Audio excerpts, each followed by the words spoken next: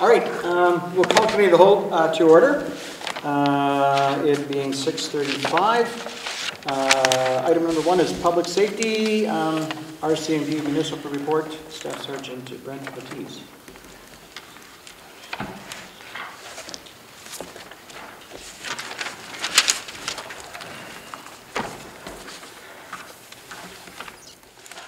Hello everyone, how are you doing today? I'm just going to go over, well first of all I guess I'm going to talk about the report that I submitted. Your report.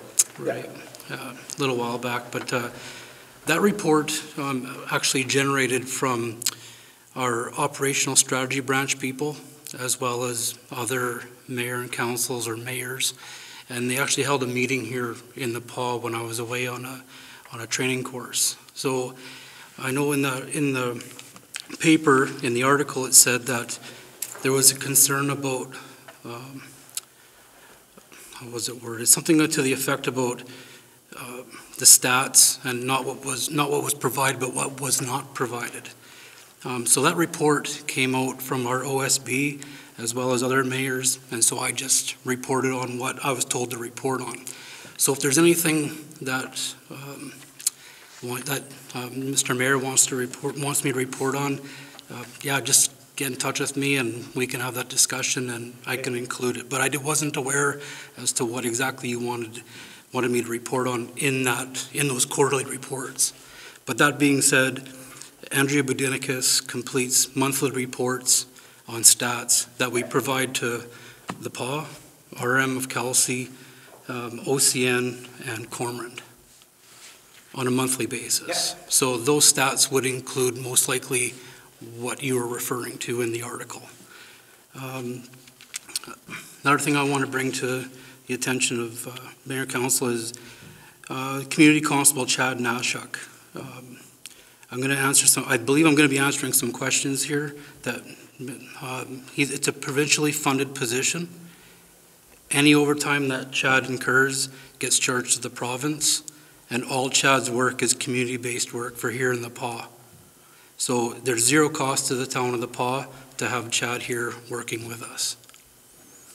I'm going to get into That was one of the questions we had for sure. Yeah. So it's, everything that pertains to Chad is zero cost to the town. He does do some work on OCN as well, doing presentations at the school and whatnot upon request, but yeah, the majority of the work is here in town. Downtown concerns, street people. My take on this is that it's a social issue. It's not directly a police issue. I'm sorry, I want to make sure I hear every word you're saying on this. It's a social issue. It's not directly a police issue.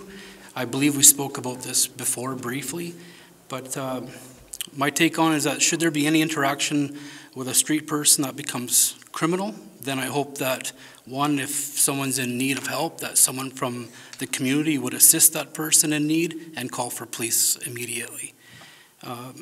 If no calls are being made, we don't know about it, and obviously we're not going to be in a position to assist. So we need calls made to the detachment, and any calls that come into this detachment, I'm confident, and I mean very confident, that these members respond and they investigate. The question that I have would be, what is Mayor and Council's plan to assist with this social issue? Should Mayor and Council contact addictions, mental health, or any other department that they feel would assist by having a discussion at a table? Should I be asked to attend? I'd gladly take a seat at that table and provide whatever I can to help out as well. But I felt when I read the article that it was being directed at police to solve these problems, and it's not fair. We have to come together as one to address this. This isn't just going to the police and saying, why aren't you guys addressing this? Trust me, we're doing all we can. And I got the numbers to support it. Like, when we're lodging approximately 1,500 people a year, and a lot of it comes from people who are intoxicated on the streets, we're doing our work. And I don't know how else to say that. So- Our members work hard here in town, and there's no argument to that, to be honest. These members, they should be commended. I'm just happy to see the ones that came here to stand behind me tonight, because they're here, because I sent out an email asking, saying, I sent an attachment of the article to the members at the detachment, and these are the ones who decided to come and support me on this. We work hard, and we're doing all we can for the PAW. Gotcha. And then, Hang on a second. I want you to know that I was very humbled in the fall of 2014, and I got called out for being a bit chirpy with my mouth, and went on a ride along, and it opened my eyes up quite a bit as to what was going on. And over the years, that doesn't seem to have changed much. My concern is that when people call me saying that at 7:30 in the morning there's people standing in front of the post office not allowing this woman to go into the post office and get her mail. She's being harassed. I think that that's a criminal activity. When I see people pushing and shoving, trying to get money from you, trying to get your shopping cart so they can get the dollar, I think there's something that's not right about that. When I see people, I see them, never mind the people that complain to me on a daily basis, urinating in public. I think that that's wrong. Maybe that's a social issue, maybe that's not a police issue, but you know, when you see something one of the things you're going to say right away is, hey, better call the cops. I see people with brown paper bags, drinking out of them. I don't think it's iced tea in there. I really don't. And I see that a lot. And I know that you guys are busy.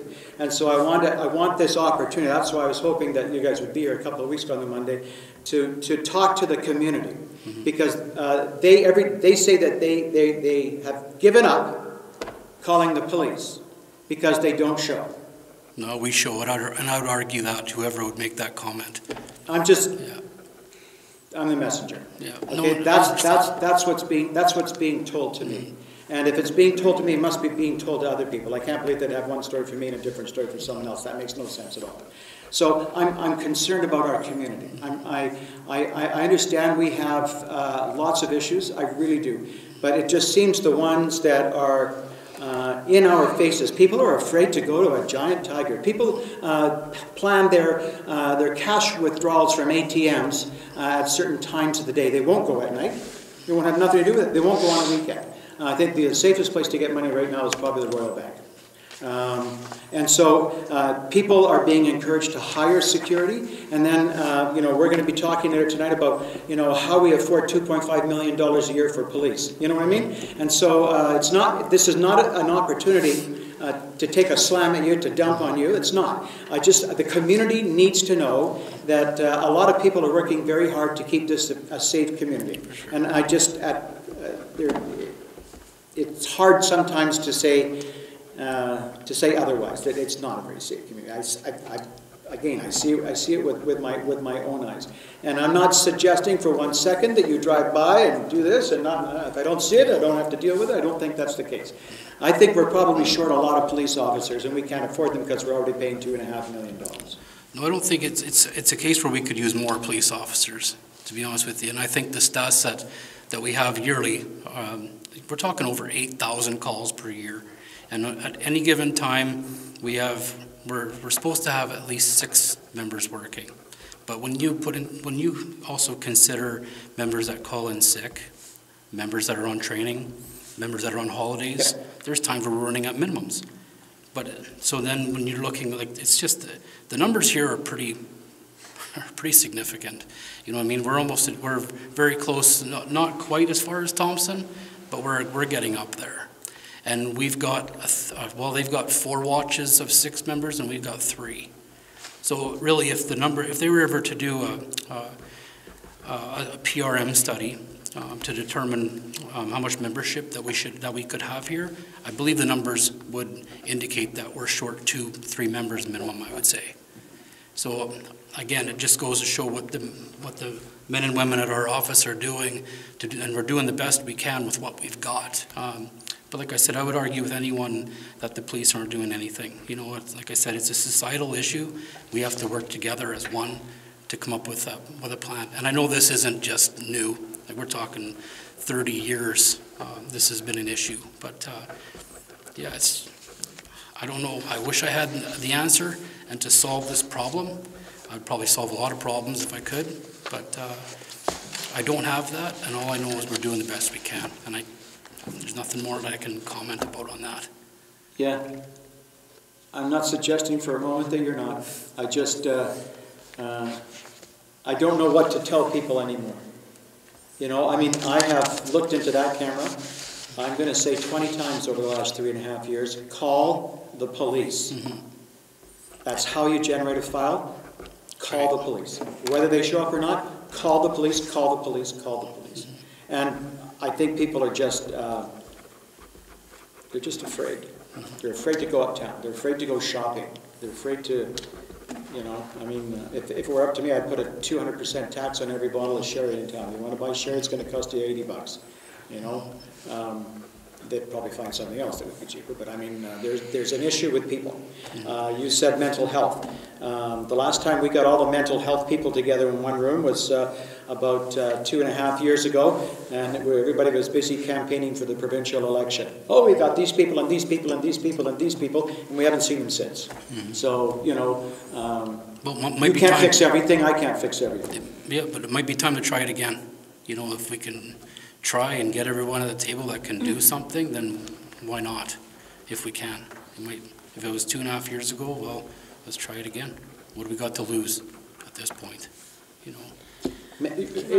Okay, go ahead. So there is a group, so there's the new group, the Stand Up for Oscar's Place, that's working towards becoming more of a 24-hour or 20-hour facility, and having those sorts of resources and stuff available to people in the shelter so that it's not just an emergency overnight thing anymore, to really help us start to tackle the issue, because it's so multifaceted. Like, we need all different levels of government, and we need so many different social organizations and agencies to come into play. So if there was one thing that I could ask you to do, is to help advocate for us. Like, maybe those agencies and those organizations and those levels of government, hearing from you, like, look at what, I don't want to say drain, but, you know, look at how much time this problem consumes for us, and we need more help in this region to deal with it. Like, we have one mental health clinician that works at the RHA, and that's to service our region.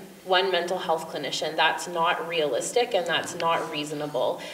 We have the Rosaire House, which does the best that they can with what they have, which is what seems to be the story of a lot of organizations, and that's not good enough anymore. They need more resources, and they need the ability to expand their services beyond 30 days. If somebody's been battling addictions for 20 years, if they're ready to dry out, they need a place to go right now. They can't be put on a waiting list, and 30 days isn't enough.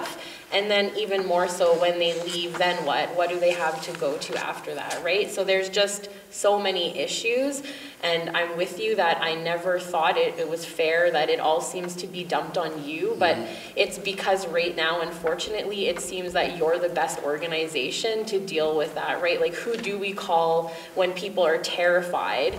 Because, you know what I mean? Like, the community doesn't feel like they can handle it themselves, or the seniors that are going uptown or that live right there, they're vulnerable, right? So they feel it more so probably, and I would argue with you when, not with you, but for you. Sorry, I should reword that. When you say, like, you guys do show up, I think sometimes the problem is that people are so used to instant gratification nowadays, is that if they phone you and you're not there in 30 seconds because, you know what I mean, you don't just happen to be a block down the street from their house, like, that's not good enough. And I understand that there are priorities, and, you know, there are times where it might take you 2 hours to get there, but you're going to get there and you'll get a statement and you'll open a file and you'll investigate and do what you can. And sometimes that means the person gets a phone call, and that's where it stems from, and maybe the member doesn't go there. But I mean, I don't want you to feel like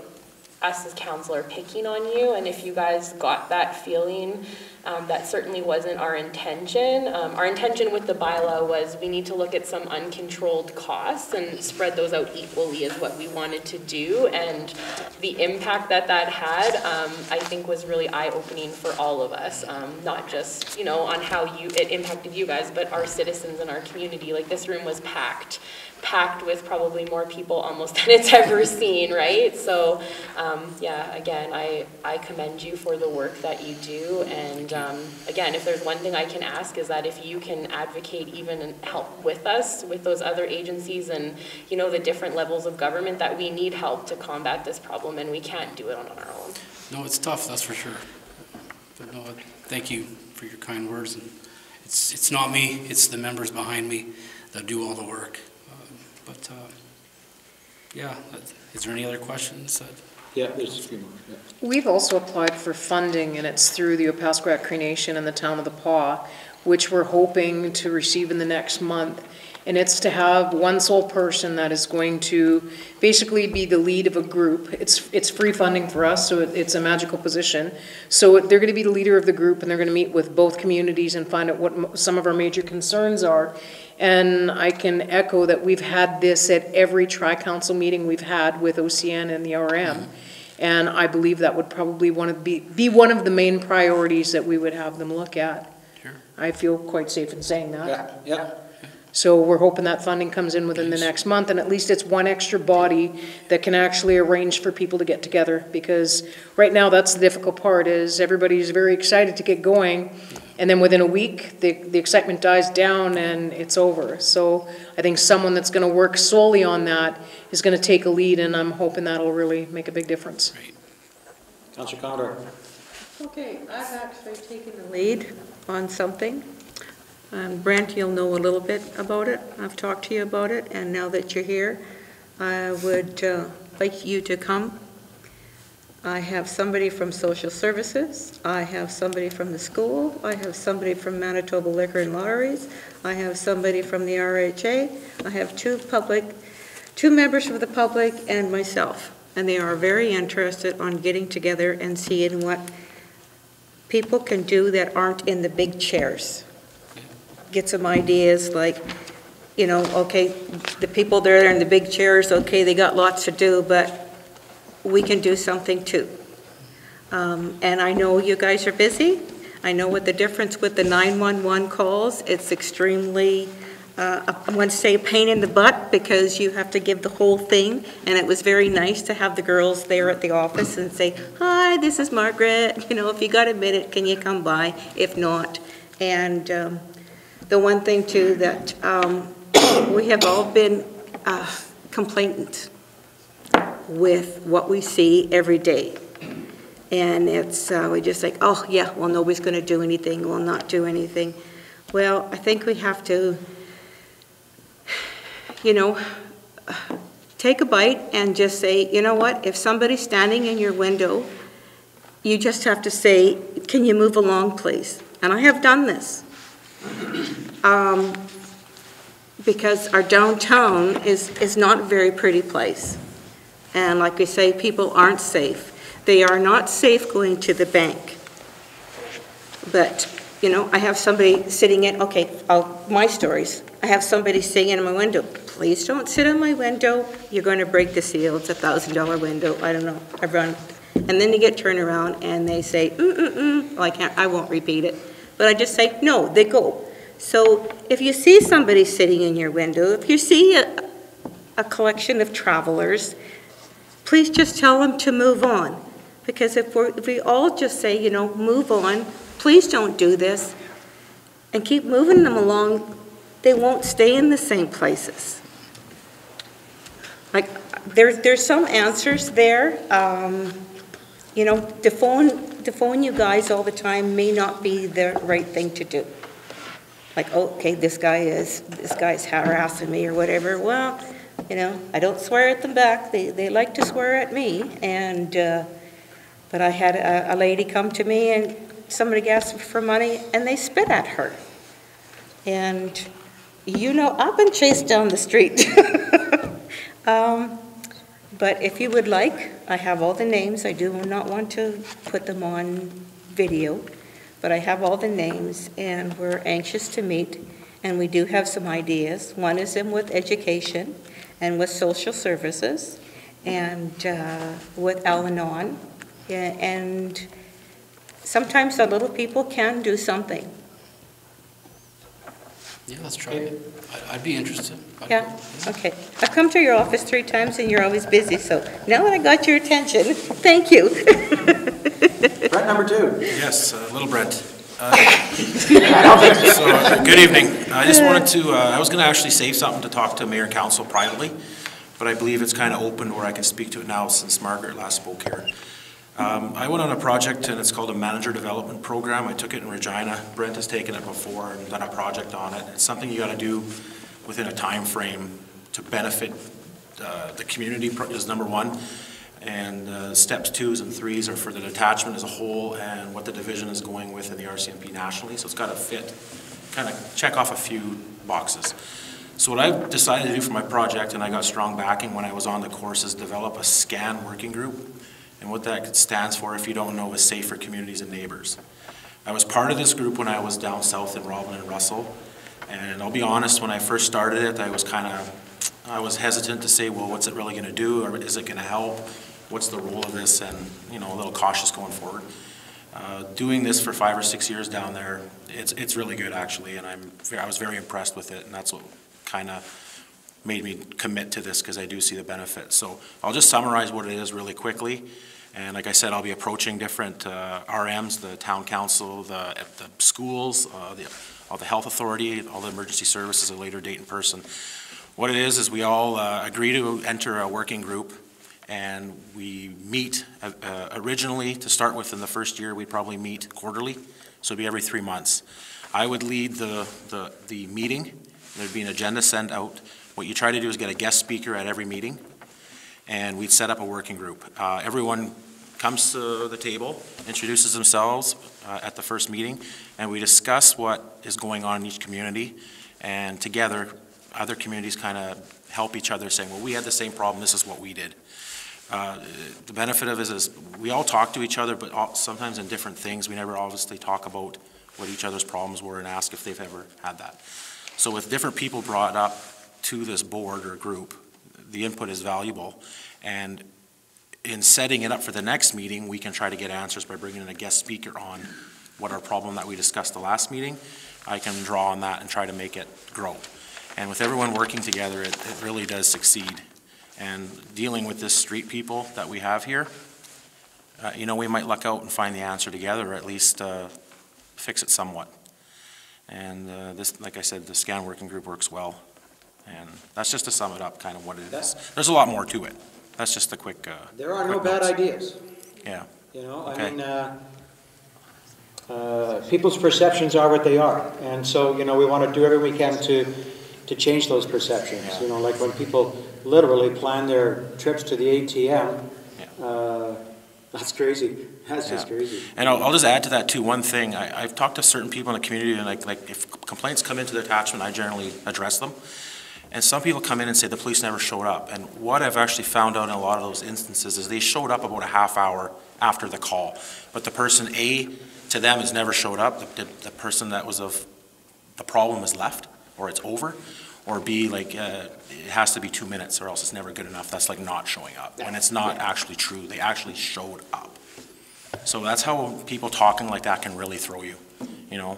We're not called. We've not discovered called. that So- several times where I've received a call and I've confirmed with Like you I and there's said, been no call. unless you see it for yourself, don't always believe what people are telling you. I mean, that goes without saying in everything we do, police or non-police. So that's all I'm going to add. Okay. Thank you. Yep. Of the 1,500 people a year you launch, how many of those are alcohol-related?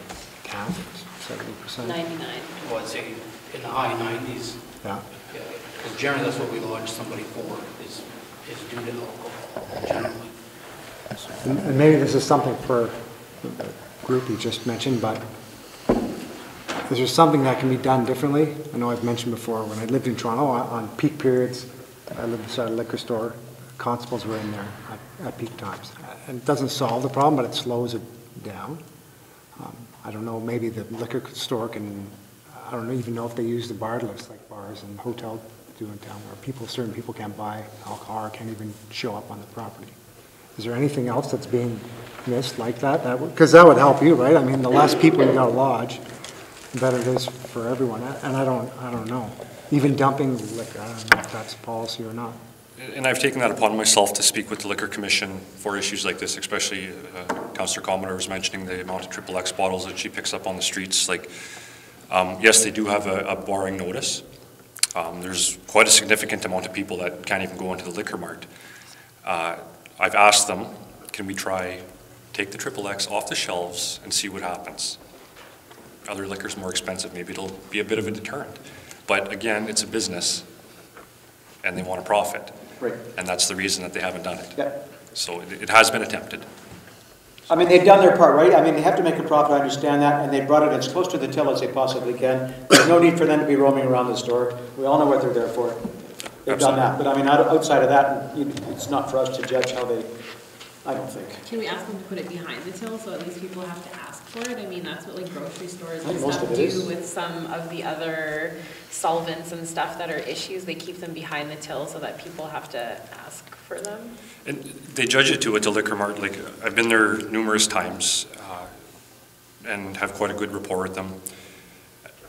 If people are coming in intoxicated or they know that somebody's buying for somebody else, it's also, they say, no, come back when you're sober, or we know what you're going to do, so I'm sorry, but we're not making the sale. But from that point, we've talked to them on trying to control the matter.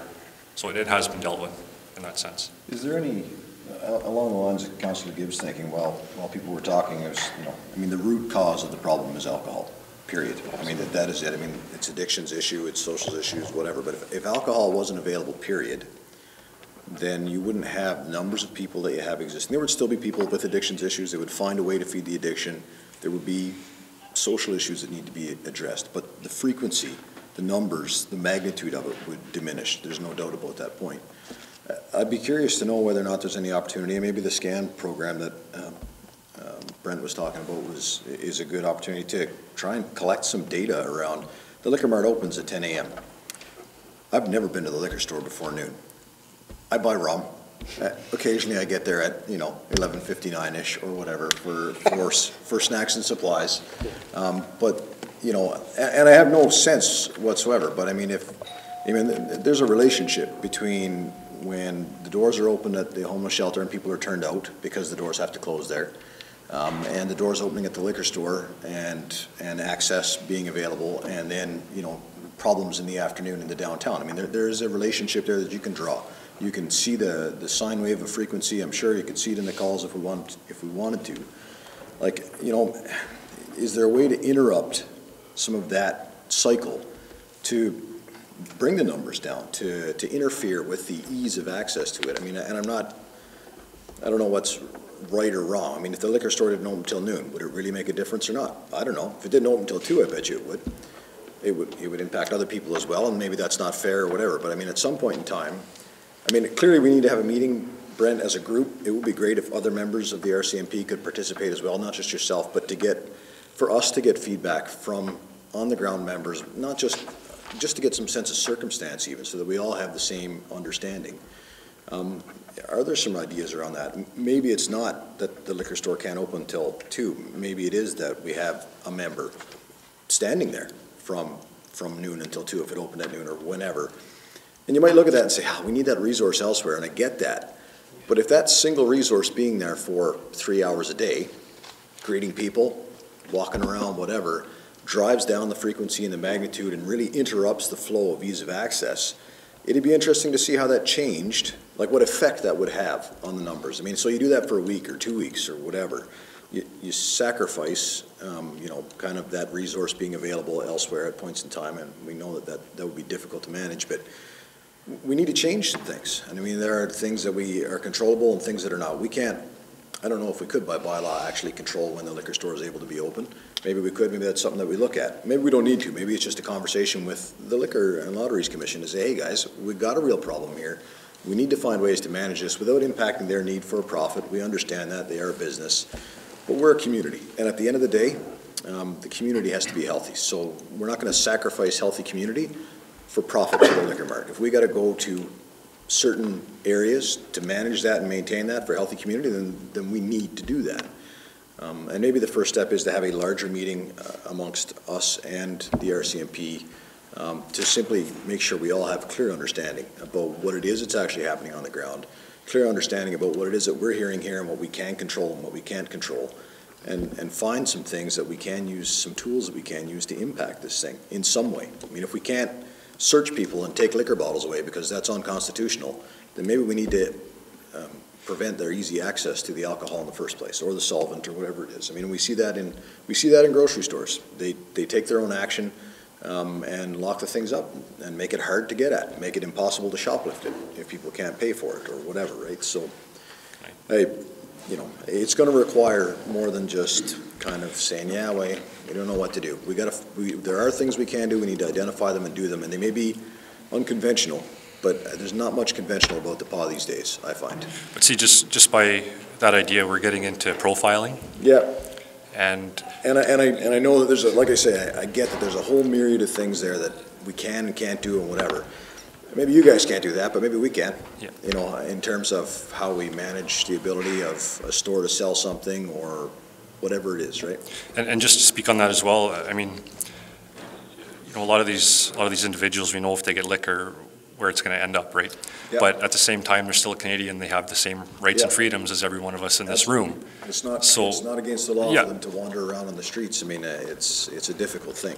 So sorry? I don't think Andrew, I think he means changing the laws, like, for everybody. So Absolutely. we wouldn't profile people, it would be the same rules and regulations for everybody right across the board. So that would mean that nobody could buy liquor before noon or after 6 p.m. Well, that's not actually what the law would be. It would simply be that the liquor store isn't allowed to be open before noon. You can go buy liquor wherever you want. Maybe that's not infringing on your constitutional rights. What about, they had security, 2-3 guys there, for a couple months, 3-4 months, and all of a sudden, whoosh. Gone. Yeah, so I guess that's the question I'd have for the town. Do you really want to have one of your RCMP members standing in front of the liquor store? Because I need that resource, so I'd be pushing back, because I'll be honest, I can't. What if we There's just too many other calls that we have to go to, and if the liquor store had security there before, why can't they do it again? If it's especially if we as a town are letting them know that this is a problem. I think part of the problem with security, though, is that they don't have the same authority that you guys do. Like, if they walk and they see the same security guard that they've seen there, you know what I mean? It doesn't instill any sort of fear or deter them from going inside and buying that bottle. And we used to get some funding from Manitoba Liquor and Lotteries for a community ambassador program. So what if we lobby them, if that's what it takes, and if Andrew's right, it's not conventional, and it's not exactly the best use of your time, but if down the road it saves your time and your resources and it can save potential costs, then maybe it is something that we should look at, and maybe we get that community ambassador money, but it goes towards policing costs specifically to have an RCMP officer there from noon to 4, or sit down with the liquor store and find out what are the worst problematic hours, and maybe it takes a year, maybe it takes 2 years, maybe it takes 5 years. I don't think it's a 20-year plan, but I think it could be a short-term thing that could provide us with some results. And can we try? Well, I appreciate the idea, I truly do, but in our world it's unrealistic.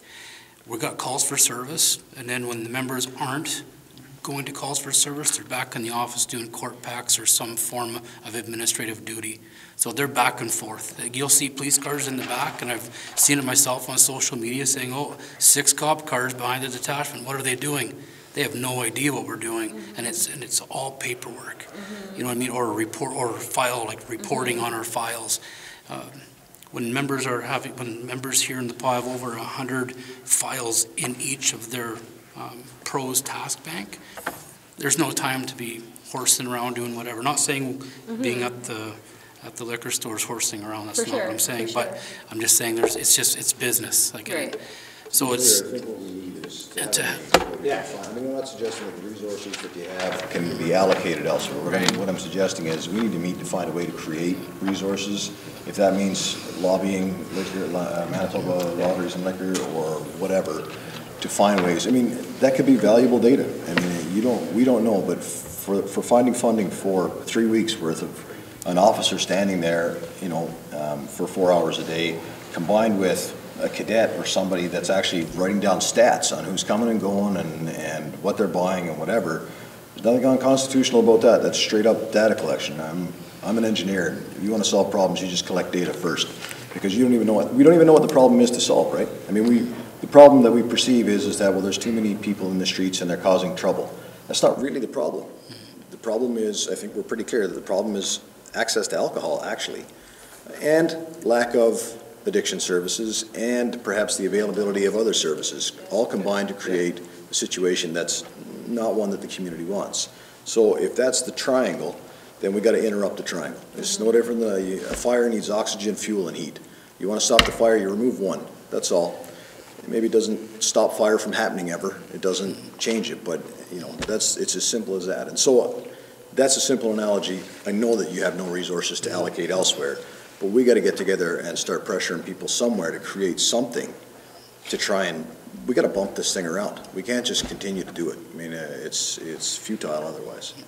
As far as resources, and way back when we started, we met with liquor and lotteries. Now, it's been an election, there's been a lot of changes on their governance and who's in charge there, but if you look, not just the alcohol side, but the VLT side, and include OCN, we've got to have the highest concentration of VLTs in the country, right? So the amount of money going out of our region, and we're basically a closed region. People aren't traveling here to come play slots or to buy, like a little bit, but not. It's local. They look at the 100-kilometer radius and say, this is your catchment base, right? So all that money is going out. And it's in the million. You can quickly do the calculations on the VLT side. It's not that hard. It's in the millions of dollars. It is. And I get it. You know, like you need another staff person to do that. That makes sense. But to say there's no resources, it's a matter of us not getting together and going to the province and saying, hey guys, you're taking $3-4 million bucks out of here a year. Right. We need this. Yeah. We need this because these social issues go along with the profit that you're taking. So there's a cost there. Yeah. And on the VLT side, it gets distributed equally to every RM across the province, whether you have VLTs or not. Whether that's fair or not, I mean, that's up for debate. That's not going to change. But at the end of the day, there's certain municipalities that are paying for that, right? So there's certainly a strong case when you look at data. Like, it's just a matter of us getting our crap together, right? We could go on here for another couple of hours, pretty easy, you know. Easy. But I think really what we need to do is put a wrap on this, and it's become quite clear that we need to have a meeting. And you know, I mean, in my mind, I'm going 2.5 million, and then I have to hire security to keep people out of the lobby. And you're going, what are you talking about? How's that even possible? You know. So let's see if we can't get a meeting organized. Is it like, can we move on, or really important? Well, I've waited and everybody's spoken. I haven't said a word. Have a chat. Yeah, everybody should get a shot at this. Yeah, no, that's fine. Yeah. And I like to listen sometimes. First of all, I'd like to say thank you to Staff Sergeant and on all your officers and your workers for the work you do. Thank you. It is valued and appreciated. Two, I think you have, and I hear it here today, you almost feel it in the room. It's something called fear. And there's a lot of that going around out there. Not in the community we're complaining about, but in the community that utilizes the rest of our community. And if people are afraid, then when they see a situation, oh, there's two of them, I better go across the street or whatever, doesn't deny their fear, but it's still something we have to change the dialogue on. We have to move beyond talking about all the negativeness and try and get our community to see some of the positive kind of things that are out there. This isn't going to go away. This is a community we're talking about. We're not just talking about street people or individuals or whatever. There's a community out there under themselves, and they live a different lifestyle than any of the rest of us in this room do. Whether it's by choice or because of addiction or whatever, it just is. And having said that, I'd like to share a small story, if I may. It'll only take a minute. And this happened about 2 weeks ago. I know some people in the street people community, and I know one individual, and she was outside the Giant Tiger, and she asked for a ride home. And she was standing out there with others in her community, and sometimes I do, sometimes I don't. Just, okay, I got time. Come on, I'll give you a ride. So we walked another 100 feet to my vehicle. Well, then there's this gentleman that followed us over there, and he was somewhat larger than me. And the reason he followed was because I opened the door and let her in the passenger side because she was under the influence. He held the door, and when I was getting in, he looked across. He talked to her first, and then he looked at me, and he said, "I've got your number. She better get home." And I thought, well, if it were one of my sisters or something, and they were catching a ride, and somebody looked after them like that, I'd say, hey, that's pretty good, that somebody cares. And I'm sure he had that number. And then by chance, we met again about 3 days later, over by the liquor store and the bank. I was coming out of the bank, and they were walking down the back lane, and this gentleman saw me, and I kind of looked at him. He looks familiar. And I said, yeah, that's the guy that got my number the other day. And he looked at me, and I looked at him, and then I just went, hi. He smiled, he waved back, and moved along. And sometimes, you know, when we, even though they have all sorts of problems, if we treat them with respect and whatnot, we get a lot of that back. Having said that, that's all I have to say. Okay, thank you. Thank you very much. Thank you. So, Big Brent? Yeah. You gonna give me a call? No, that's Big Brent, that's Little Brent. I have that list of names, and you'll be pleasantly surprised. Okay. Okay, Thank you. thanks very much. Item 1.2, Fire Department summer student. So last year we hired a summer student to just basically go through, do some cleanup at the hall, do some painting, general maintenance, getting the grounds ready. It cost us about $5,000. We'd like to do that again this year. Moving forward, I'd like to look at this as being part of our yearly budget. Right now we only have one position filled within the fire department. There's a lot of those smaller duties that aren't getting done that we're expecting volunteer members to do. And I just felt this was a great opportunity. Part of the conditions is this is someone that has an interest within the fire department. Usually it's a junior member or someone wanting to start in that career. So you just need a resolution? Or Yeah, just I'd like a resolution that we could do it this year and that we're going to include it ongoing Okay. in our yearly budgets rather than bringing it back. Okay. All right. Is this something that's time sensitive, or? Yeah, it is. Because I understood from the thing that it's already in the budget. It is in the budget, but we have to advertise, and if it's something we're not interested in or that we're not going to agree with moving forward, it comes out of the budget. Okay, so that's a time sensitive Yeah, part. and we'd be looking at Okay. having the ads out fairly shortly because we're already having problems filling some of the positions with the summer students for whatever reason. Thank you. 2.1, Muskegon Builders. Jim, Sorry. What? He's I'm going to calling. remove myself. Oh, yeah, of course, you're a builder.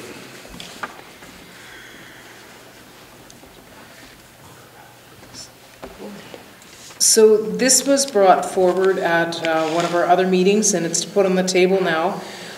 We have the receiving home that is still scheduled to be moving forward.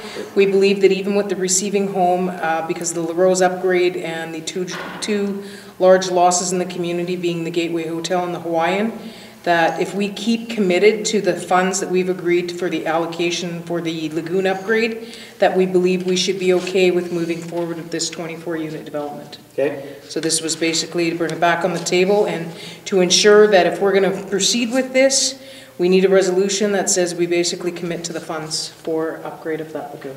So just to be clear though, if the buildings that were lost happen to decide to rebuild with the infrastructure renewal on LaRose, we have more than sufficient space in the lagoon and We would- to do the build, right? I That just is wanna my make that understanding clear. from the Yes. engineering department, Yes. correct. I know I asked Sam the same question, Yeah. and that's what he told me, so I just wanted to put that out there, because I would never want the media to report that we are giving somebody's lagoon Precedence or over. water infrastructure away.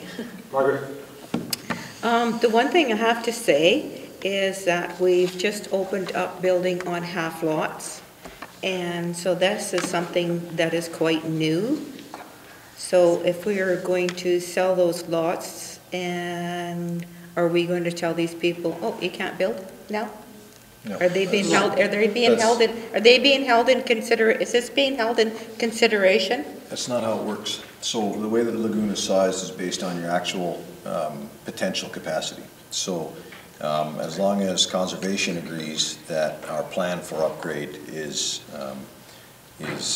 adequate, and Sam's numbers here are very clear in his report that the discussion around the Waskagan complex being built has nothing to do with existing or pre-existing buildings. It's only to do with the closure of bleeders as a result of the upgrade on the Rose. So this is capacity that comes about because of the upgrade on the Rose, not because of the loss of the gateway or because of the loss of the Hawaiian. Should those buildings choose to re-engage and resume water service and resume creation of wastewater, no different than the half lots, then there's no issue. So it doesn't, you don't end up with some kind of moratorium situation on development for existing serviced lots.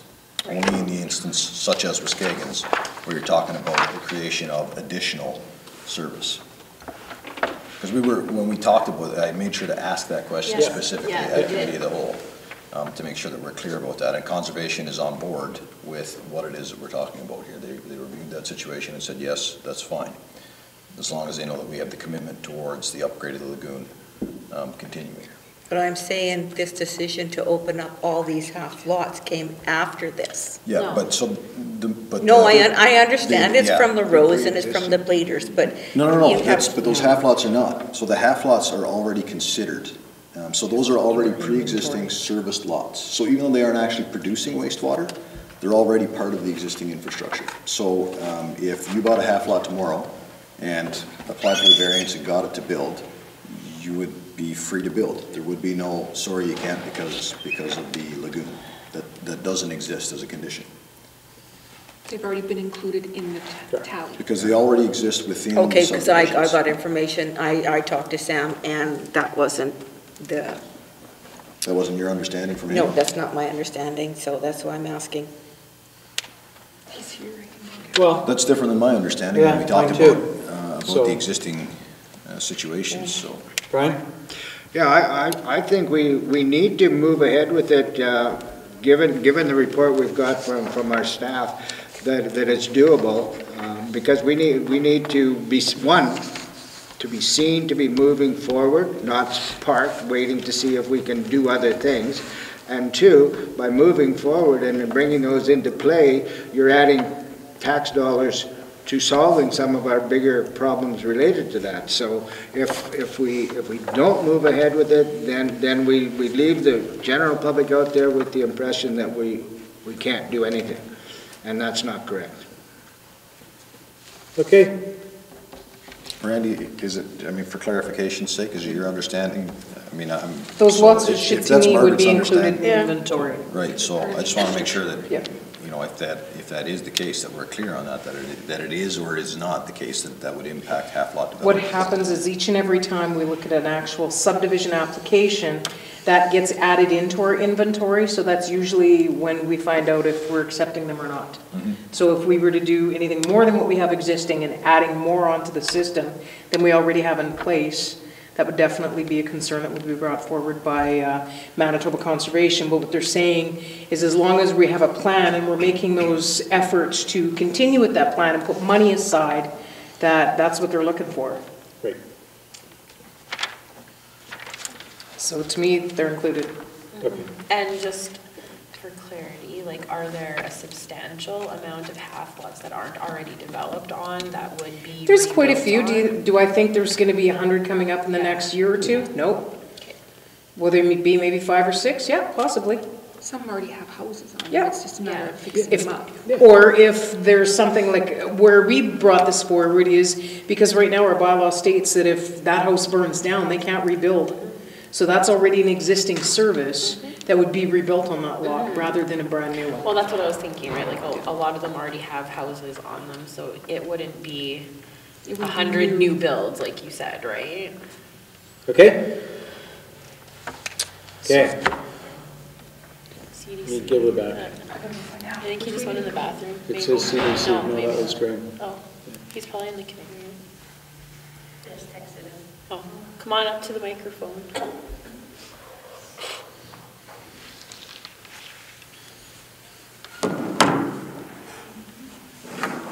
Hello, Kim. Hello, Jim. Okay, so I made notes. Okay. Oh, he went outside.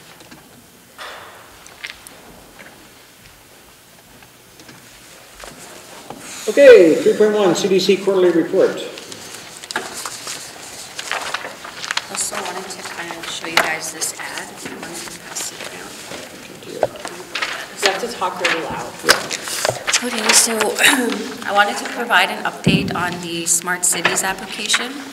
So as you may know, the CDC gave me permission back in November to organize and coordinate all future meetings for the Tri-Council. I approached them back in December with the idea of submitting an application to the Smart Cities Challenge on December 13th. It was approved and a working group was created. So this is a federal challenge open to all of Canada, and I have been informed by the Smart Cities Advisory Committee. We are the only group of our kind that is submitting out of more than 100 applications. So after we submit our application, we will find out later this summer if we get the $250,000 to write our proposal. I'm fairly confident we will. So currently there are 4 prizes up for grabs, one $5 million, 2 $10 million, and one $50 million prize. So the group has decided we will be going for one of the $10 million prizes. So right now, we have Town of the Paw Rep Brian Rock, RM of Kelsey Rep Jim Berscheid, OCN, Pasquia Health Authority reps, Glenn Ross, Rose Neufeld, John Terhorst, Crystal Cross, and we also have an engineer on board named Derek Neufeld, and myself as the working group on behalf of the Tri-Council. So the application is due April 24th, so that's just a few weeks from now. And we will be meeting again this Wednesday, April 11th, to review our answers. So currently there are 20 on the application, and if successful, the Tri-Council can leverage $10 million from the federal government to enhance the benefits of OCN's LED Smart Farm. The LED Smart Farm has the potential to provide food security to our region and assist us to battle the effects of diabetes on the people of our Tri-community. The Smart Farm can grow and harvest fresh fruits and vegetables that are free of chemicals, pesticides, and are readily locally available, as well as being cheaper to produce and distribute. The LED Smart Farm also has the capability to become a wholesale distributor to the local supermarkets and restaurants. In order to enter the challenge, we needed to hear from the community. We want to know if the region would support and utilize the fresh produce distribution program where you have the ability to have locally grown fruits and vegetables delivered right to your business for a lower cost. We are also doing a survey which closes this Friday and is available on thepaw.com on Facebook. This survey will help answer a community engagement question. This is a community effort, and we have over 10 individuals assisting with the application. So number 2, I wanted to talk about or provide an update on the CARD North initiative. I'm sorry, on the what? CARD North initiative. Okay. So CARD is the Center for Aboriginal Human Resource Development. Right. And they are located in Winnipeg. That is where I also worked prior to this position. So Okay. I know all about CARD. Good. So there was a discussion about the possibility of duplicating the CARD model out here in our area. There is a demand for trained workers at Canadian Craft Paper Industries. Also, Manitoba Aerospace will be coming to OCN to build a manufacturing plant. They would also require trained workers. I wanted to provide a brief overview of the center, or of CARD. So their mandate is to assist Indigenous people living in Winnipeg with literacy, education, training, and employment services. They have 2 campuses on site where clients can achieve their high school diploma. Then they move on to bigger and better things with training programs. They have a college next door known as Niiganan College of Applied Technology, and they only offer programs that are in demand. So example, TIG welding, carpentry, CNC, power engineering, gas turbine, and overall repair program, and that is a partnership with Manitoba Aerospace. And why CARD system works so well is the supports that are offered throughout the process. In their programs, they incorporate essential skills, on-the-job training, and employment counseling, such as resume, cover letter, interview skills, mock interviews. And they also have healthy living programs, daycare, housing, breakfast programs, and referrals to other agencies, such as emergency counseling or drug addiction programs.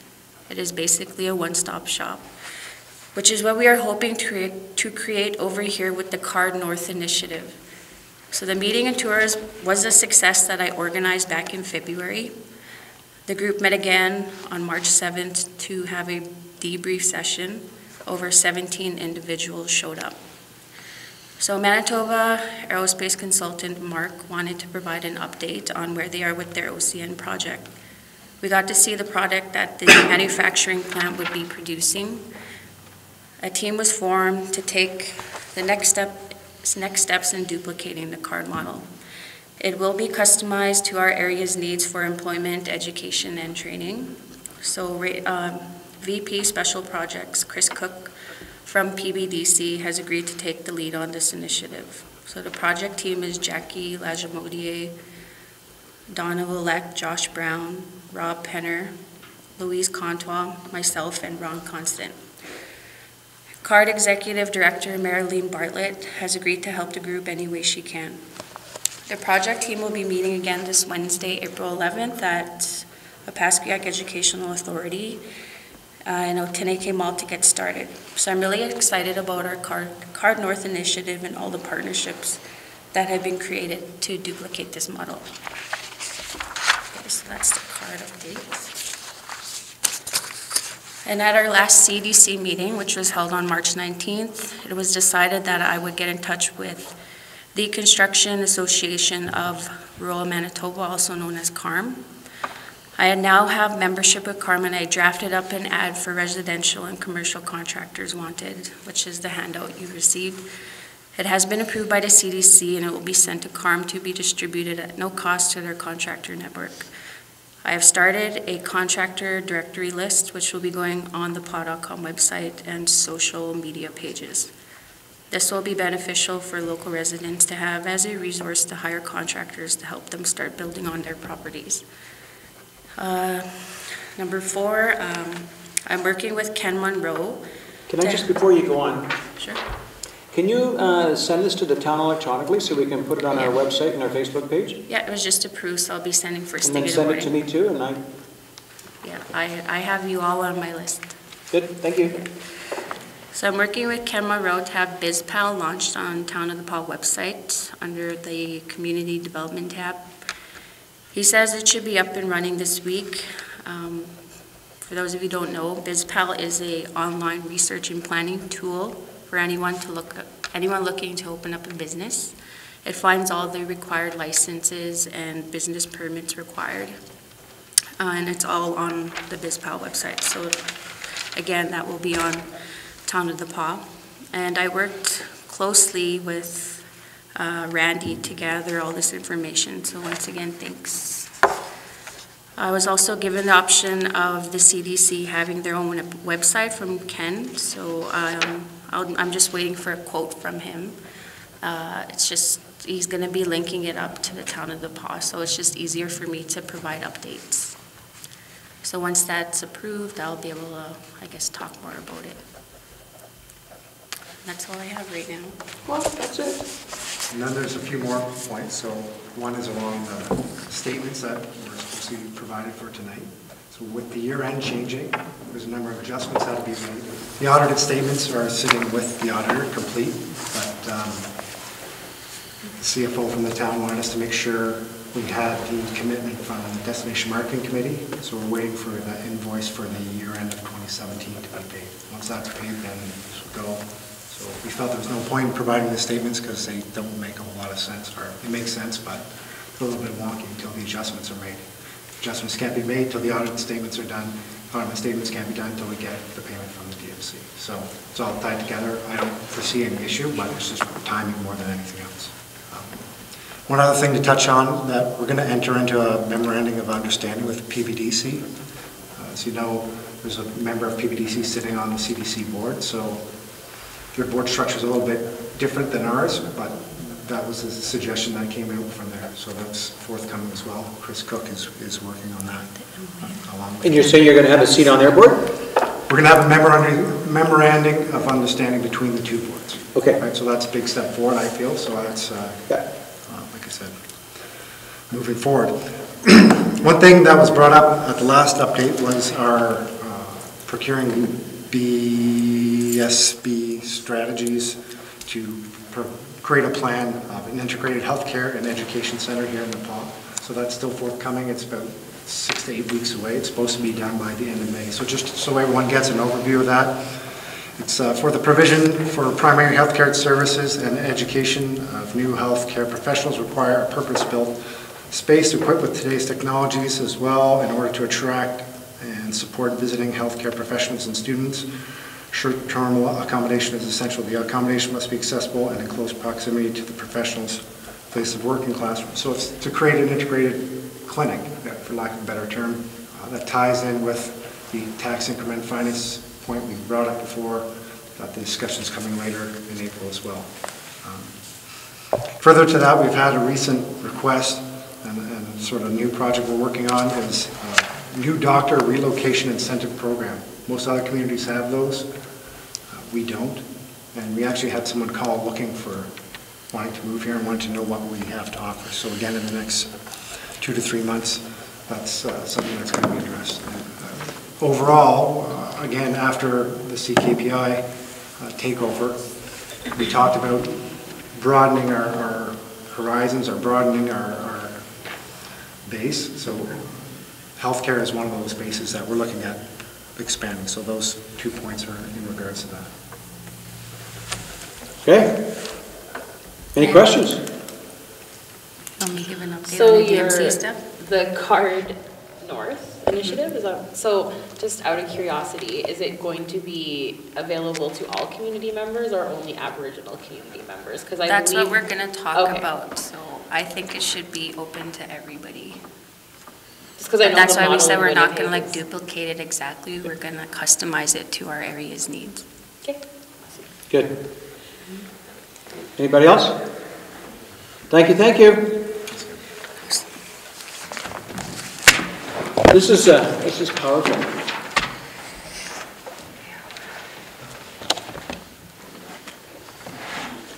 All right, 4.1, special service levy, bylaw number 4569. So as discussion as a result of the public hearing, as department head, we recommend that instead of bringing the bylaw forward, bylaw 4569 as was presented on March 28th, and defeating the bylaw, that we do a resolution that we have on the books that says we will not be proceeding with bylaw 4569 as proposed.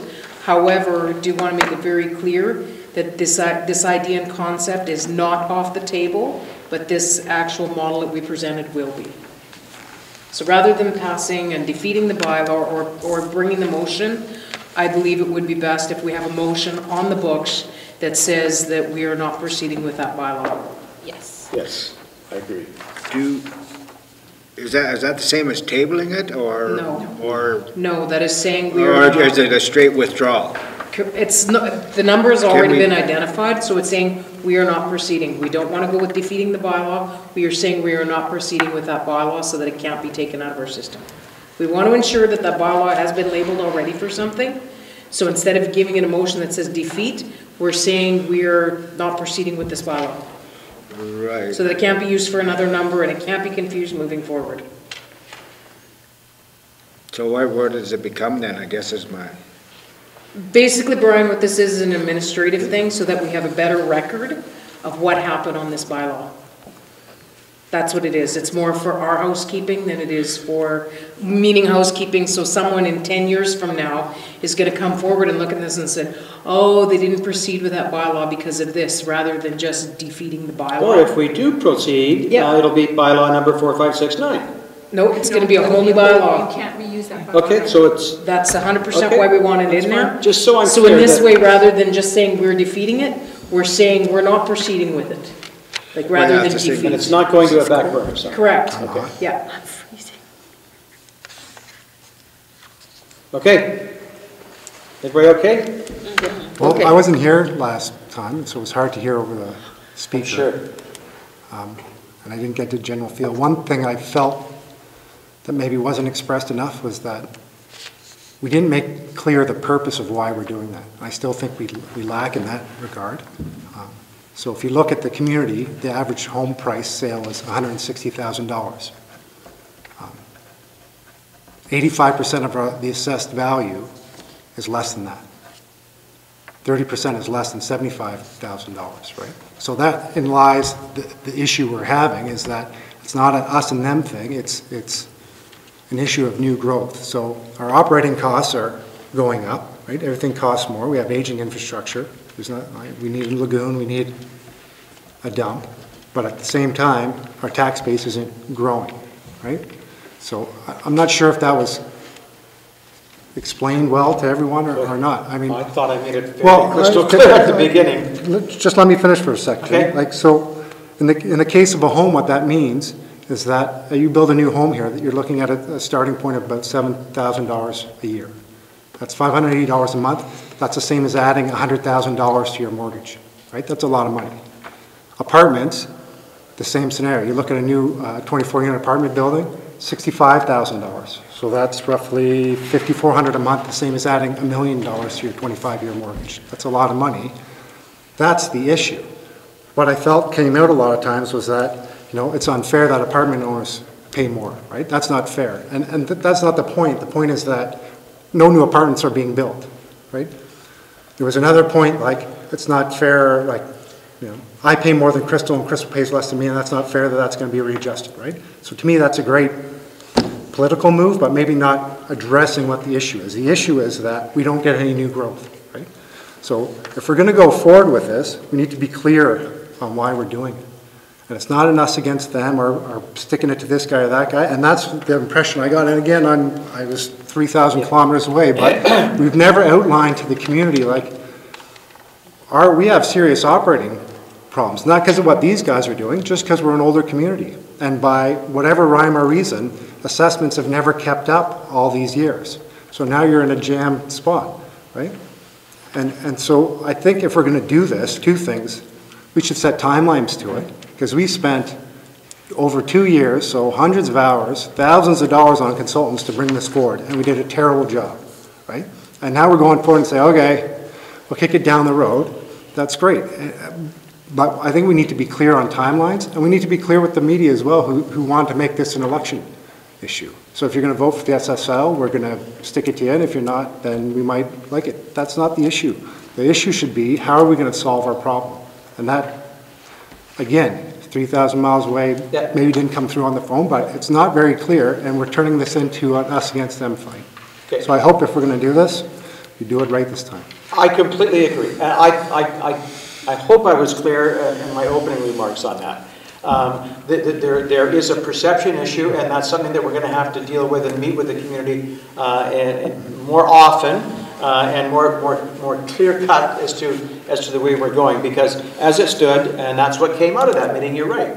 Why should someone who's got a 700 square foot home on a half lot pay the same amount for protective services as someone who has 36 families living on the same on a lot as well? So you're right, and so that's why we have to go back to the drawing board, and we have to present this in a more palatable way. And so I completely agree that we have got to move forward. If we don't do anything about this, we're just digging a hole deeper and deeper and deeper.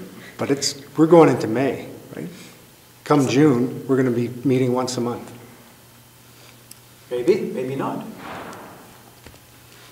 So if we're going to do this, that's great, but let's, or maybe it's not great. My point is that we should either stop wasting our time and talking about it, or we should do it, right? And set some serious timelines to it.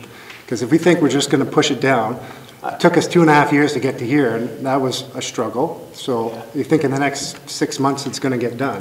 Well, it's not if we don't attach some time frame to it. Agreed? So let's have it as a standing agenda item. Yeah, this just can't, you know, we didn't have time to get at this week, so we'll do it in a month. This has to happen.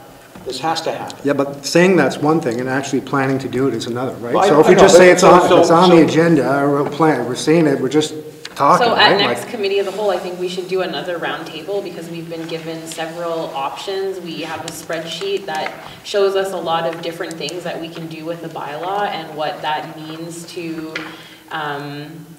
people's taxes and what kind of increments or decreases they will see and that sort of thing. So I think we should review that information again and maybe just go around, and maybe it's a matter of seeing what people feel is more fair and more, I don't know another word for it, but and seeing if, you know, there's another formula or version that we're ready to move forward with. I think we got a lot of good information from the public hearing, and that we need to analyze that information and decide that what we're going to do with it now. There's a number of people that came to the podium and said that the concept of a special levy was not a bad thing. You know, they actually supported it, and it's worthwhile looking into. As we noted, 4 years ago, there were no special levies anywhere in the province. This year, there's 43. And so there's a concept that's worth looking at. And I agree, this can't be put off. This has to be dealt with. I've been talking about this for just 4 years, and it's time to do something. Because we're in that position where if we just leave this, it's crazy. Brian. Yeah, I think the issue is how do we move it forward? And one of our challenges right now is we only have two committees. One's called Personnel and one's called Committee of the Whole. And if we wait to try and get Committee of the Whole together to move this forward and do stuff, it'll take for a long time. In other circumstances, we would have referred it to Administration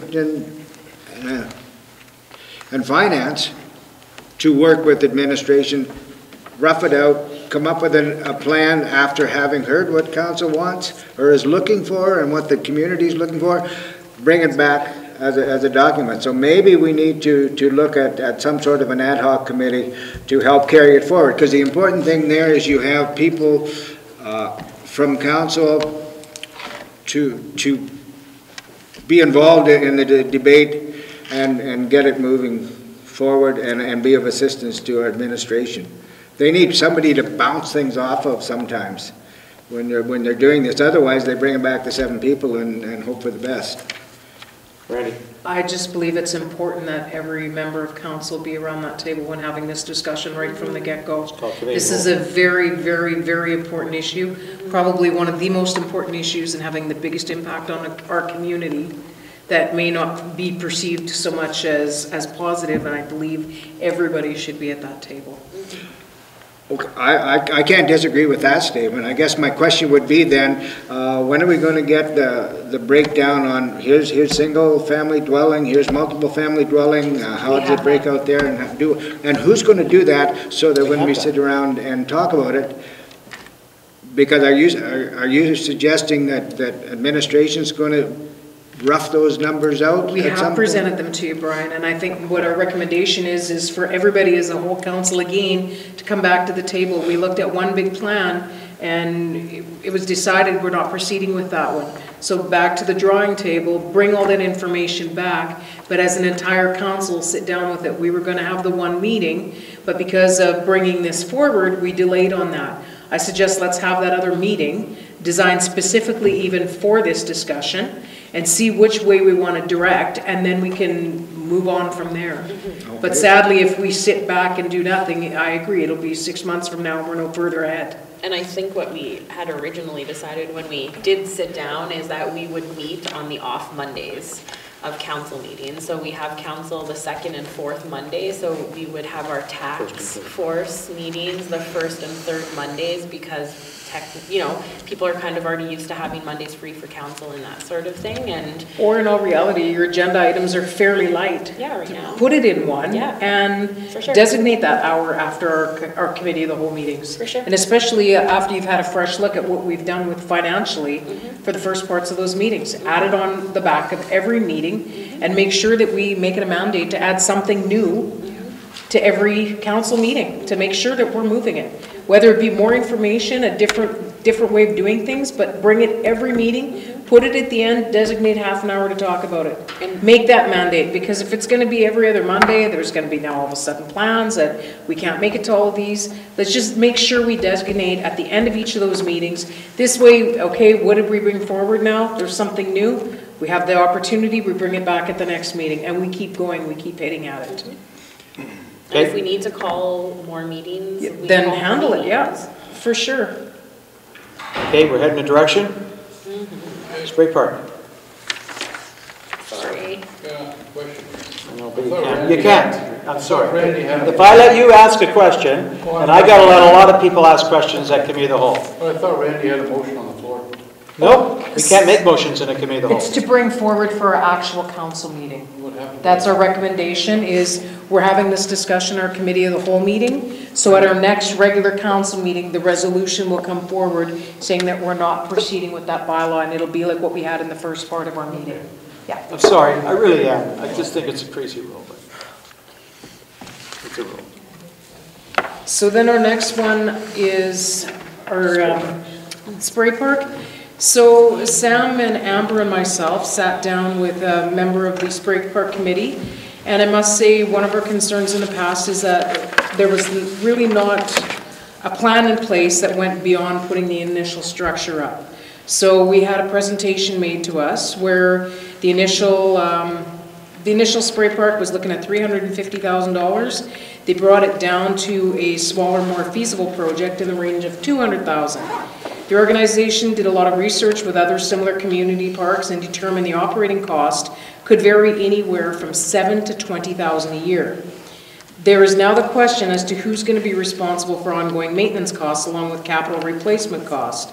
The town managers have been given the mandate of budget cuts over the past few years and have been asked to consider what services we could cut. However, this is an additional cost for non-essential service, which would be expected to be included in the recreation budget each year. What we're asking council is to consider the ongoing maintenance and operating costs along with the capital costs only if there's a firm plan from the organization as to where the funds will come from year to year, and whether the related costs will be borne annually from a community group or the destination marketing fund or whatever fund. In order for us to move forward with this, we need confirmation from council where the expectation of this funding is to be if it's not going to be added to our budgets. Just so that we know from year to year to year that that money is going to be there. Councillor Cross. I would say that it absolutely should come from the town's budget. This is going to be a great piece of recreational infrastructure that's going to be donated to the town at no cost. While we have asked departments to reduce their budgets, I believe that recreation budget actually went up a little bit this year. Citizens always complain that they pay a ton of money for recreation, and the majority of them feel that they can't afford to access the recreation services and facilities that we do have.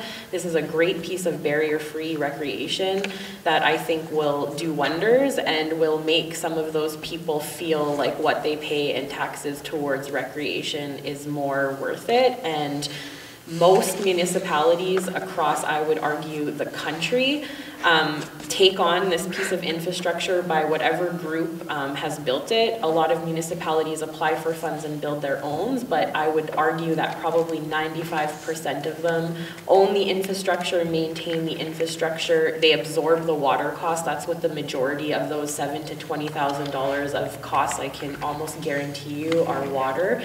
And most municipalities don't track the water that goes through their systems. They would probably ballpark. what they are, but yeah, I would say, to me, this is a no-brainer. Well, and I guess, pardon me if I wasn't clear on that, we have no problem with that. We believe it's also a good thing to the community. What we're saying is each year we're told, cut on your budgets. This is going to be another 20,000. That's why we were looking at ideas, destination marketing, that's gonna bring people here. How are we gonna come up with this money without raising? You're going to budget it at the absolute most expensive side it could be? Hey, I'm asking you guys, where are you gonna dedicate the money from? From 7 to 20, and so you just want to hit 20, so I'm. No, I'm saying anywhere in between that. It's still gonna be money when we're asked each time, cut your budgets. This is a great idea for this community, without a doubt. Yeah. But where's the money gonna come from? When each budget, we sit here and we're told, cut back, we don't want that increase, cut back, we need to cut back. So what other services are we gonna cut? And it can be from wherever. Sounds like you're lobbying, so just. I kinda am, because it's like it can be from wherever. We just want to ensure that that is earmarked from that wherever moving forward. That's all our concern is. So that that money is there each and every year. And this was a great presentation made. This group has it together. There was a good plan here. They've done an amazing job. What we're asking as managers is that support from council going, okay, we'll take this on, but we need you to ensure that you're earmarking this every year, where it's going to come from, and if it's coming from our internal budget where already we're asked to cut back, we want your help in saying, so what else are we going to cut to get that? And I would argue that it wouldn't change the bottom line, because again, it's water. We lose a lot of water to bleeders and that sort of thing. So, but I mean, how much water have we lost to bleeders and all of that sort of stuff, to LaRose and that sort of thing? So I would think that the water that's coming out of the spray park is going to be minimal in comparison. And again, it's your maintenance person going and. There's 3 people ahead, but that's all right, Jim. This is a different piece of equipment than an outdoor rink or a teeter-totter or a swing, right? There's a lot of maintenance costs involved, and there's drainage and there's water. So our water bill just went up to everyone, and now we're saying give more water. How many potholes is $20,000 going to fill? And I know everyone would love to have it, but sometimes as a community, I think we have caviar tastes on the McDonald's budget, right? You can shake your head, but I mean, the Destination Marketing Fund, you just said no. They came up with a plan to make it work, and you're saying, no, it should come from the town, it should come from taxpayers. It shouldn't come from the hotel tax, where there's all that money sitting there. That's what they just proposed. We're not going to have it, that's for sure. So, I mean, like, I think the staff are working with a plan to make it work for everyone. I think we should follow their recommendation, because it's not like other pieces of infrastructure, right? It's like your cabin, you're going to leave your water and your lines over winter, what's going to happen? It's going to freeze. You're going to have to blow this thing out. There's going to be all kinds of maintenance issues that are not typical of any other piece of equipment. And I beg to differ, Thompson and Flin Flon have these pieces of equipment as well. Go back to them in a couple of years now that they're paying for water, right? They came from a community where water was free, right? It was paid for by the industry. That's no longer the case. That's surely going to change their paradigm. They're going to be living in our world now, right? There's costs involved with this. Everyone would love to have one, but we need to come up with a plan that doesn't add taxes, because these guys are right. How can we keep saying cut, cut, cut, or, we can't fix a pothole, but we're paying for the water for the splash pad, right? And it's a tough choice, but what do you do? Brian? Oh yeah, I agree with what people are saying. The one thing I would advise on, though, I had occasion to tour one of a water park in Brandon and so on. It was a wonderful thing and really nice and everything else. And it was built by a community service group, I believe, and donated to the community. And the only mistake they made, because they were looking at the $7,000 to $15,000 or $20,000, the first summer cost $70,000 for water. And the reason and the problem was that they didn't take into account the payback when you build one that's a recycled water system, rather than just run water down the drain and just keep the tap going. And the payback on that particular case for an extra $100,000, the payback would have been in less than 3 years, at $70,000 a pop a year. And that's only for running it for 2.5 months. This group did look into that too, Brian. They're being very innovative on trying to cut the costs, just so you're aware of that also. I'll share that information. So when they mention building something, are they building a recycling one, or are they? I would have to confirm if that's Okay. exactly what it is. Because that's the thing, is if, It was looking at alternate ways of trying to reduce the operating costs. yeah, because when you factor the payback in, it's a good investment if you're building something that's gonna last for 20 years. Margaret? Okay, I love the idea of the spray park. I absolutely do. I have grandkids. Hey, I like to fool around in the water. But I have to agree with the administration. We're asking to cut. And I don't know, is there a way that they can, is there a fund? You have a fund, okay, so for this many years. But okay, so what if it gets damaged? Who's going to pay for it? There's so many unknown costs, and we're going to turn around and say, okay, well, taxpayers. So you're going to have, okay, sorry, the little old ladies that don't have grandchildren that don't use it. Like with the group, and I know they've worked very hard. I know them all personally very well, almost like family. But I'd have to ask for a reserve for money to sit there. And are they willing to keep on fundraising? Is there something there in the process? Can you're nodding your head. Yes, you sure can. You can't, but the No, cookie you can't. campaign brings in $10,000 a year. I think the question is, or the whole concept of what I'm saying is Yeah. being misunderstood. I'm not saying we're not agreeing with this project. Yeah. That's not at all what I'm Yeah. saying. What I'm saying is we need to ensure, we need it earmarked every year in our budget, where are we gonna get that from? That's all I want. I wanna be able to go back to Amber and say, hey, by the way, we're taking it out of this fund. It's not gonna be an increase to everybody every year, whether it be a bipolar, whatever. That's all I'm asking. I'm not saying, oh, we can't afford, that's not what I'm saying. What I'm saying is if we are going to commit to this, we want to ensure that every year that money is earmarked from a fund somewhere that isn't going to become part of a recreation budget where we're going to be told cut back. That's all I'm saying. I'm not saying no to the project. None of us did that. None of us said that. We're just saying we need to ensure that we have that money, whether the community group, whether someone goes to Rotary, or whether an outside group wants to put 5 or whatever, 10,000 in each year for the operation. That's what we're looking at. That's why a lot of them were called after like a Rotary park or whatever park. That's how a lot of this started.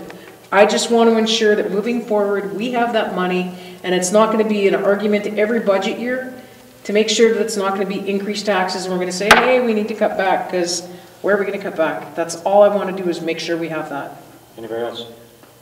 Good luck with that. Andrew? So to reiterate Randy's point, I can't support additional cost. I can support a spray park as something that exists in our community, but given the public hearing, given the conversation about our revenues that we can generate are here, our costs are here, the gap is so huge that we've got a problem, it makes no sense to simply say, yeah, we can support additional cost, which is not what Randy has framed up. But in the event that the proposal turns out to become or is laid on the table as an additional cost, I can't support it. If it's a project that's on the table and it's identified, as Randy says, that the ongoing maintenance is going to come from this pot over here, which is being created by this group, and they're going to submit to that annually or whatever, I can support it. But I can't support additional costs where we create a situation where we know we can barely, we're not covering our needs. And for as much as some would argue this is a need, it is not. It is a want. It's a luxury.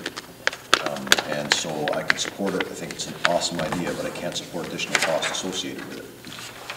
Okay, we're going to go round and round, or do one more time? Just one question for future thought is this going to be the model council follows going forward with all volunteer group projects? If a council accepts it, then they have to set up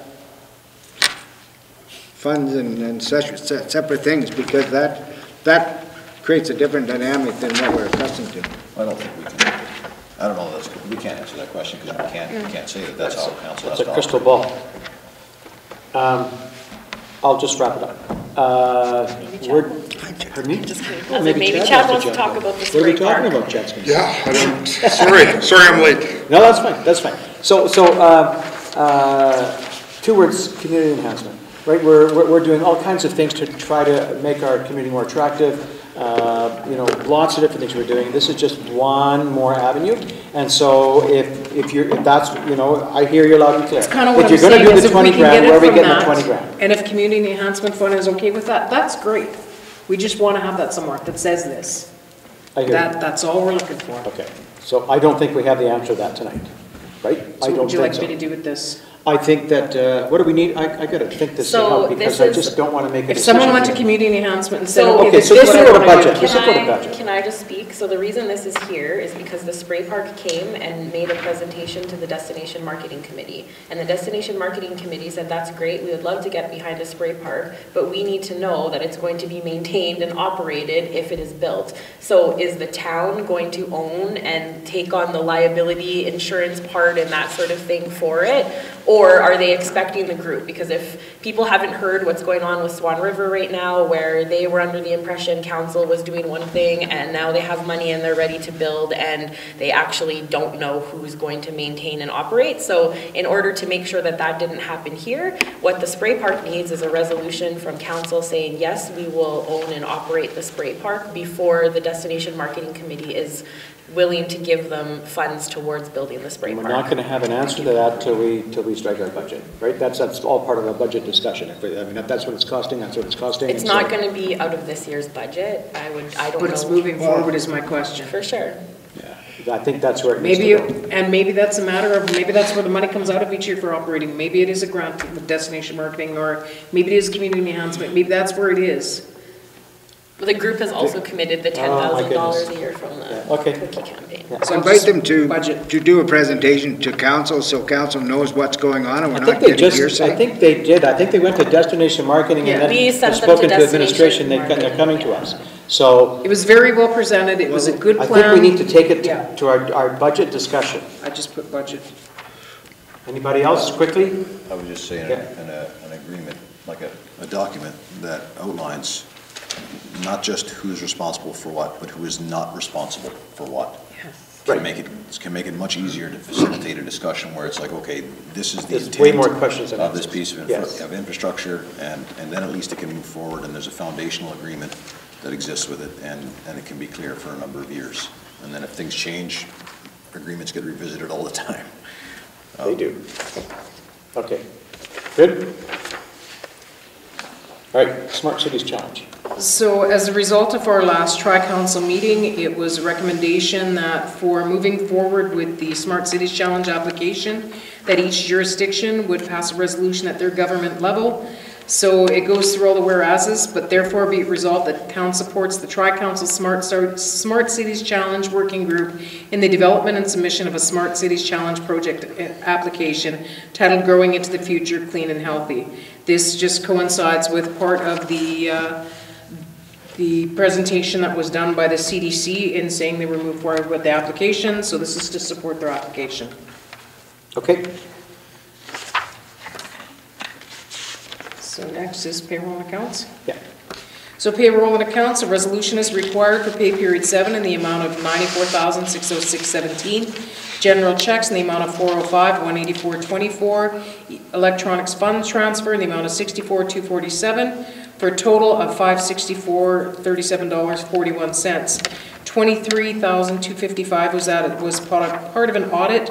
$76,782 was Stidco Heating. $120,939 was Strakowski Contracting, that was for gravel with LaRose, and $60,822 was Trev's Electric for the lighting retrofit. Resolution to pay the bills? Yippers. Okay. Pledge of taxes. So this is something that's done yearly, pledge of taxes. We would require a resolution, and basically all this is to sign a pledge of taxes, and this is for any kind of interim monies that we would need until we get our tax monies in August. So this is done yearly, and it's to bring forward that resolution. Okay. Thank you very much. All right, motion to move in camera. Be it resolved that we now move ourselves into the in-camera portion of Committee of the Whole with Mayor Scott and the Chair to discuss matters requiring our attention. Thank you. Thanks, everyone.